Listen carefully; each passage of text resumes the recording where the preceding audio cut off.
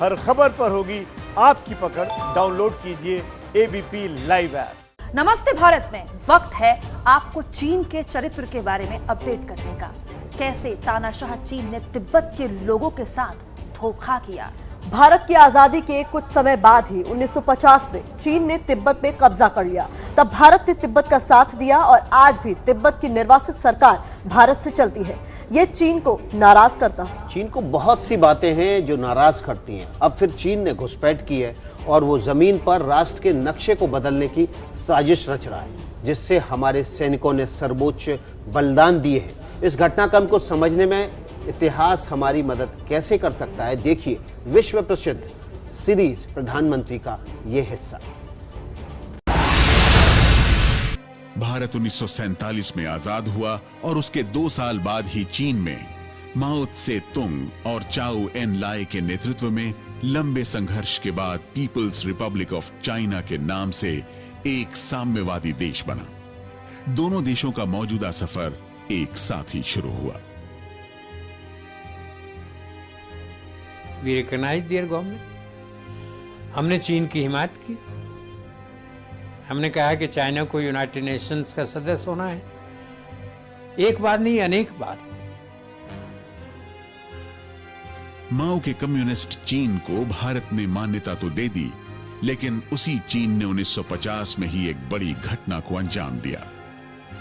चीन ने भारत और उसके बीच बसे एक अलग आजाद मुल्क तिब्बत पर हमला कर दिया और देखते ही देखते उस पर कब्जा कर लिया। चीन ने तिब्बत को अपना एक राज्य घोषित कर दिया। तिब्बत के प्रमुख दलाई लामा हैं। दलाई लामा के तिब्बत पर चीन के कब्जे ने दुनिया के भूगोल को हमेशा के लिए बदल दिया। तिब्बत के भारत और चीन के बीच में होने की वजह से दोनों देशों में हमेशा फासला रहा था।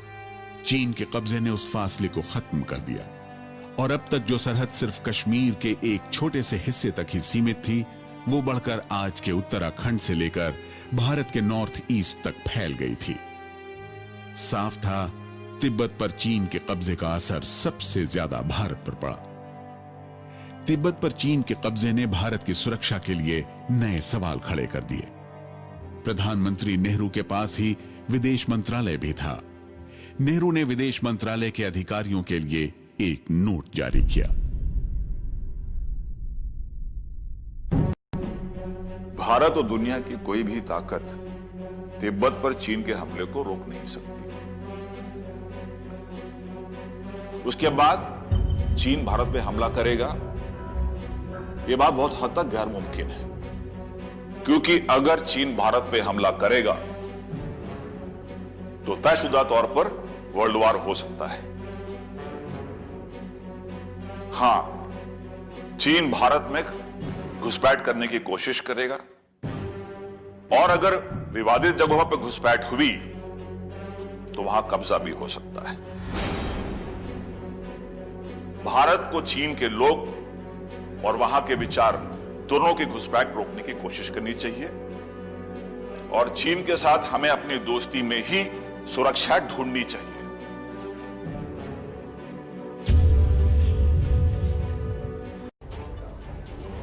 नमस्ते भारत में अब वक्त है भारत चीन विवाद में विश्व प्रसिद्ध प्रधानमंत्री सीरीज के हवाले से तनाव के इतिहास को समझाने का।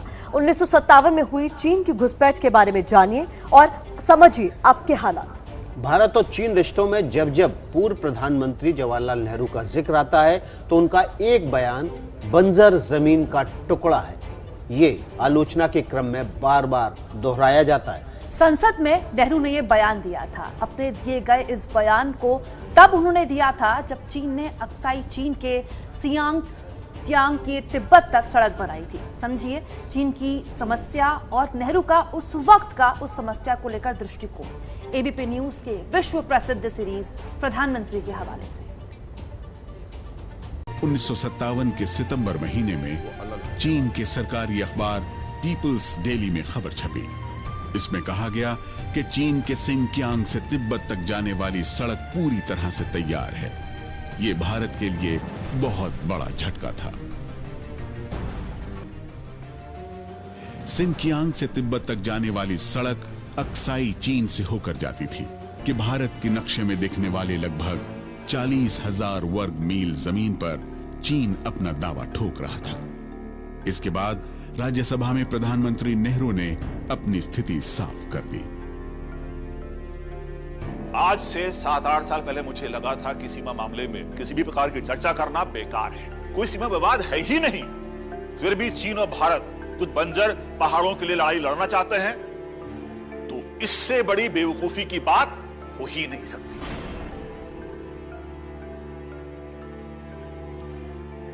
चीन ने अक्साई चीन के लद्दाख वाले इलाके में वो सड़क बना ली थी जिसको लेकर झगड़ा हुआ, और नेहरू ने फरमाया कि वहां तो घास का एक तिनका तक नहीं उगता, उसको लेकर चिंता क्या करनी। जब महावीर त्यागी ने संसद में अपनी टोपी उतारकर कहा कि यहाँ भी एक बाल नहीं उगता मेरी चाँद पर, तो उसका मतलब ये तो नहीं कि मेरी गर्दन कलम कर दी जाए। तो ये सारी घटनाएं आपको 54-55 से लेकर के, हम मानते हैं कि शांतिपूर्ण समझौते के पंचशील का जो दिन थे वो बड़े अच्छे दिन थे, मगर अगर आप पलट कर देखें तो विवाद जारी था। साफ था प्रधानमंत्री नेहरू के नेतृत्व में डिप्लोमेटिक कोशिशें नाकाम हो रही थी।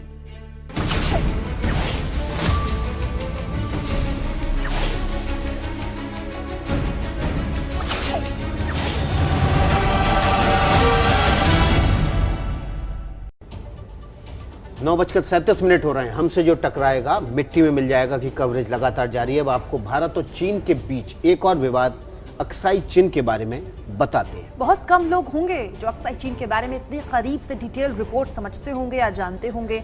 भारत ने संयुक्त राष्ट्र के सुरक्षा परिषद में चीन को सदस्यता दिलाने में मदद की थी उस वक्त, पर चीन ने क्या किया? चीन ने भारत के साथ सीमा विवाद को सुलझाने की कभी कोशिश नहीं की। 1962 युद्ध से पहले दोनों देशों के प्रधानमंत्रियों के बीच एक बैठक हुई। एबीपी न्यूज की प्रसिद्ध प्रधानमंत्री सीरीज का यह अंश आपको जरूर देखना चाहिए, जो आपको इस बैठक के बारे में समझाएगा। साफ साफ लफ्जों में कहा जाए तो चीन ये कह रहा था कि लद्दाख का अक्साई चीन जो चीन के कब्जे में था वो चीन के साथ ही रहे, और अरुणाचल प्रदेश का तवांग का हिस्सा और बाकी वो जो इलाके जो भारत के साथ हैं वो भारत के साथ ही जुड़े रहे। अगर चीन को मैंने अक्साई चीन दे दिया तो मैं प्रधानमंत्री नहीं रह सकता। नहीं, मैं ऐसा नहीं करूंगा। मतलब साफ था, नेहरू अब किसी भी बड़े समझौते से बचने का मन बना चुके थे। एक तो उन्हें चीन की नीयत पर शक था, और दूसरी तरफ आम जनता और राजनीतिक पार्टियां चीन के साथ किसी भी लेन देन के खिलाफ एक मत दिख रही थी। इसी माहौल में 1960 के अप्रैल महीने में चाउ एन लाई भारत पहुंचे। इस बार सुरक्षा इंतजाम सख्त थे। चाउ एन लाई करीब एक हफ्ते भारत में रहे। प्रधानमंत्री नेहरू से उनकी तकरीबन 20 घंटे बातचीत हुई। एक दूसरे पर आरोप लगाए गए। बातचीत में चाउ एन लाई ने अपने पुराने प्रस्ताव को फिर से दोहराया। 夫上，你話原來講你係個高校啊？你話係嘅同事，你醒白話ना। इसका मतलब यह था कि चीन यथास्थिति या स्टेटस को के बहाने अक्साई चीन पर अपने दावे को छोड़ने की बात कर रहा था, और इसके एवज में वो अरुणाचल प्रदेश में अपने दावे को छोड़ने का प्रस्ताव दे रहा था। नेहरू ने इस प्रस्ताव को ठुकरा दिया। सवाल यह है, यथास्थिति स्टेटस को है क्या? आज का स्टेटस को और 2 साल पहले का स्टेटस को दोनों अलग है। बातचीत के बाद पार्लियामेंट में नेहरू ने असफलता का ऐलान कर दिया। ज्वाइंट स्टेटमेंट जारी हुआ है। इसमें सबसे अहम बात यह है कि तमाम कोशिशों के बावजूद कोई हल नहीं निकला। दोनों की बातचीत नाकाम रही। इस मुलाकात के बाद दोनों देशों के अधिकारी मिलते रहे, लेकिन कोई नतीजा नहीं निकला। दोनों देश युद्ध की तरफ बढ़ रहे थे। तभी 6 दिसंबर 1960 को जवाहरलाल नेहरू ने खुद भारत की ओर से संयुक्त राष्ट्र में चीन की सदस्यता के लिए वकालत की। इसके लिए आज भी प्रधानमंत्री नेहरू की आलोचना होती है। 1961 से 62 तक प्रधानमंत्री नेहरू को लगातार पार्लियामेंट में चीन के मसले पर घेरा जाता रहा। उन पर लगातार कड़ी कार्रवाई का दबाव था, क्योंकि चीन की तरफ से लगातार भारतीय चौकियों पर हमले हो रहे थे। अक्टूबर 1962 आते आते साफ हो गया कि लड़ाई के अलावा कोई विकल्प बचा नहीं है। जब डायलॉग ब्रेकडाउन हुआ और जो दोनों पक्षों का जो एक अपना अपना मत था, उनके बीच में कहीं भी किसी तरह से मेल नहीं हो पा रहा था, तो ये घटना घटी। 20 अक्टूबर 1962 को छिटपुट गोलीबारी ने युद्ध की शक्ल ले ली। नेफा से लेकर लद्दाख तक की सीमाओं पर चीन ने हमला बोला। भारत ने फॉरवर्ड पॉलिसी शुरू तो कर दी थी, लेकिन तैयारी पूरी नहीं थी। न हथियार न राशन, सिर्फ हिम्मत के सहारे भारतीय सेना ने लड़ाई लड़ी। जल्द ही भारतीय सेना को नेफा से लेकर लद्दाख तक भारी नुकसान सहना पड़ा। अब प्रधानमंत्री सीरीज का वो हिस्सा जिसे आपको चीन के चरित्र की पहचान में मदद मिलेगी। साल 1962 में हिंदी चीनी भाई भाई का नारा कैसे युद्ध के मैदान तक जा पहुंचा, समझिए। 19-20 अक्टूबर 1962 की दरमियानी रात, इसी रात चीन ने भारत पर हमला किया। 20 तारीख की सुबह स्टैंड 2 होता है 4:30 पौने 5 के बीच में। हम लोग स्टैंड 2 के लिए उठे, बाहर निकले अपने ट्रेंचेस बंकर से। उसी वक्त शेलिंग शुरू हुआ, पहला शेल गिरा हुआ।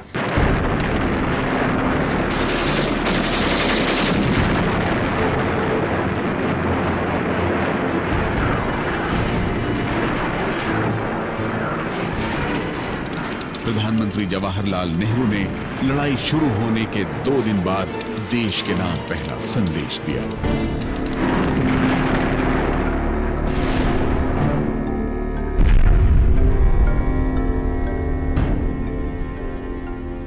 भाइयों, बहनों, साथियों और हम वतनों, हमारे सीमा पर जबरदस्त हमले चीनी फौजों ने किए हैं और करते जाते हैं। जहां के एक बहुत ताकतवर दुश्मन, जिसको जरा फिक्र न शांति की थी, न शांति के तरीकों की, उसने हमें धमकी दी और उस धमकी पर अमल भी किया।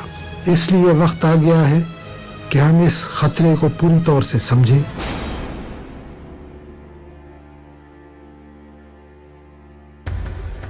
आजादी को सिर्फ 15 साल हुए थे।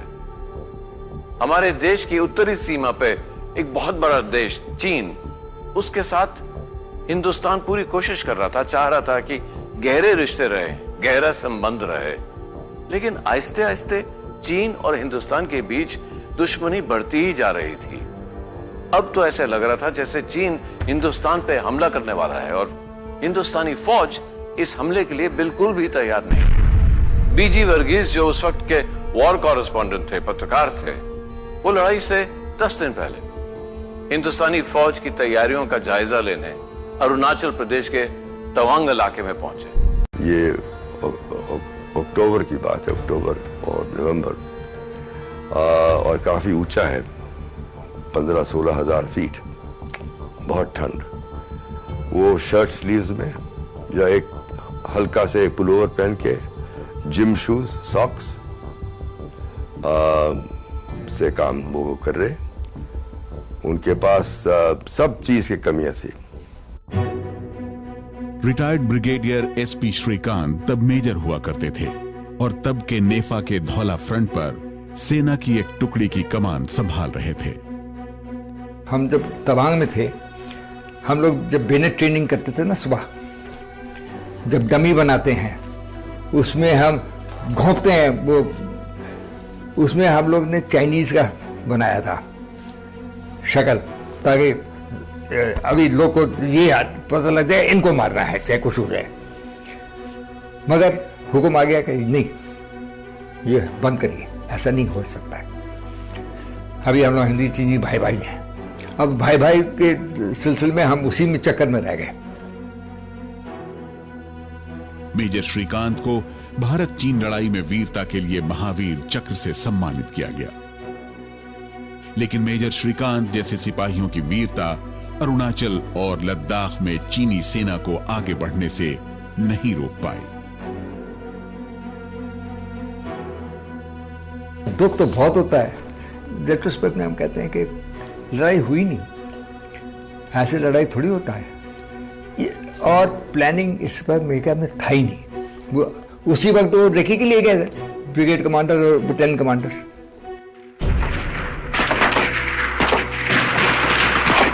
लड़ाई के शुरुआती दिनों में ही साफ हो गया था कि हिंदुस्तान की फौज चीन का सामना नहीं कर सकती थी और देखते ही देखते उत्तर पश्चिमी क्षेत्र यानी लद्दाख के चुशूल में रेजांगला और पूर्व में नेफा के तवांग से लेकर बॉम्बडिला तक चीनी सेना ने अपना लाल झंडा गाड़ दिया।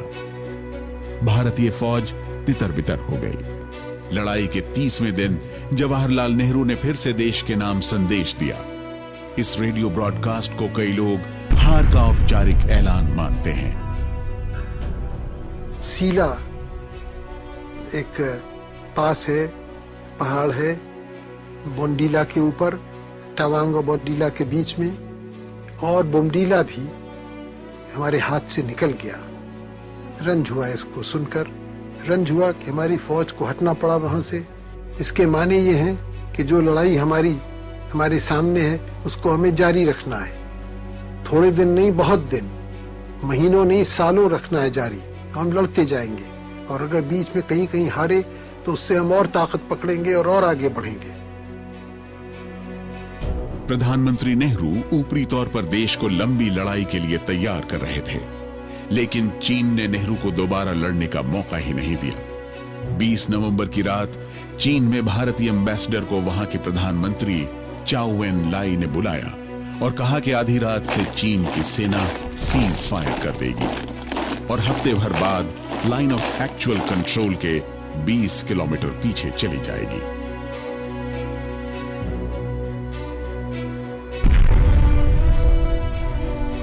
चीन के एक तरफा ऐलान के साथ ही लड़ाई खत्म हो गई। युद्ध तो खत्म हो गया, लेकिन उसका घाव हमेशा के लिए रह गया। 1 महीने तक चले इस युद्ध में भारत बहुत कुछ गंवा चुका था।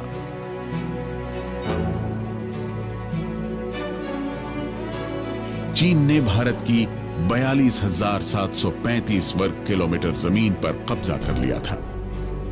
ये इतनी जमीन थी जिस पर देश की राजधानी दिल्ली जैसे 28 शहर बस सकते थे।